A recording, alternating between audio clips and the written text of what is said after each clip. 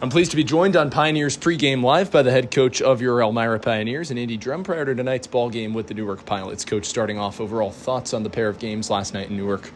I thought Hayes pitched an awesome game. We didn't give him any support offensively. Got to get some more runs in. I thought game 2, we did a really good job of fighting back those last 2 innings. An electric finish there for us, so awesome to come out of there with a sweep. Arguably Brendan's best start of the season. What was working so well for him? His slider was nasty yesterday. He had those hitters off balance with the slider all game. He should have came out of there with a win, realistically. We needed to score some runs, play a little bit better defense, but he pitched really good yesterday. Overall thoughts on Calvin Burkholder for Newark in terms of his command of the zone and pitch repertoire that kept you guys so off balance in game 1?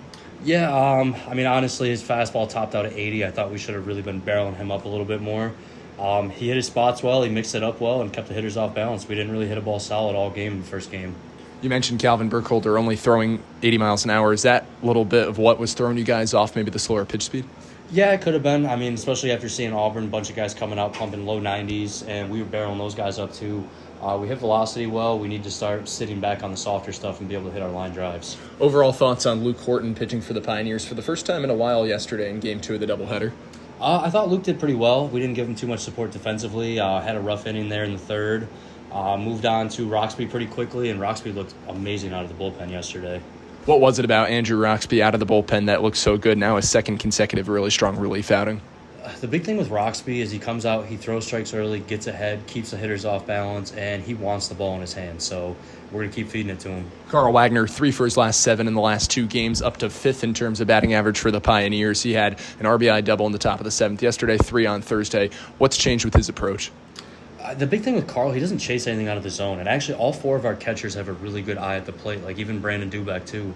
I think his on-base percentage is up around 600. He's got a lot of walks this year. Same thing with Carl. They just don't chase bad pitches, so they're always going to give us a good at-bat. Do you feel like their understanding of command of the zone is what makes them a tougher at-bat at the plate? Yeah, I would agree with that. Like I said, they just don't chase anything out of the zone. They'll expand with 2 strikes and make sure they battle for us, but early in the count, they don't ever chase anything out of the zone.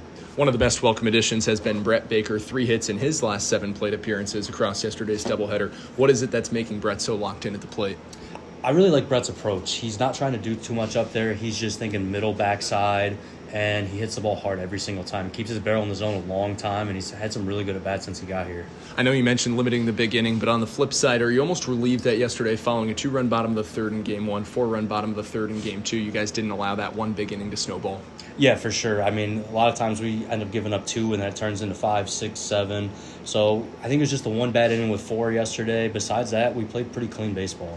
How important is the emphasis upon the pitching staff to pitch to contact? We know many of the high leverage arms you like to utilize out of the bullpen and how many guys they can strike out, but how much of a relief is that having just kind of a defense to that, each guy anchored at their relative position? Right. If we go out there and pitch to contact, hitters are going to make mistakes, especially in a wood bat league. Hitters are going to miss hit balls. Our defense plays well. I think we're sitting right around 960 right now with the fielding percentage, so we play really solid defense. Pitchers just got to keep pitching to contact and let the defense work for them. On the offensive side, Ty Martineau's been very consistent with the batting average. What are you seeing from Ty's plate approach that makes you so comfortable putting him in any situation? Ty puts the ball in play. Doesn't strike out much. Great approach. He knows the situation, too. A lot of times with runners in scoring position, if he gets the 2 strikes, he'll just roll over one to get the run in. So really good understanding of the situation. Looking ahead to tonight's ball game, Owen Hoyt takes the hill in front of an anticipated large crowd here at Dunn Field. What are you looking to see from your newly acquainted southpaw in what will be only his 2nd home start of the season? We're always excited when Owen steps on the mound. He's a dog for us. He wants the ball, commands the zone, and just attacks the hitter. So we're very excited to watch him throw again tonight. Awesome, Coach. Thanks for your time. Thank you.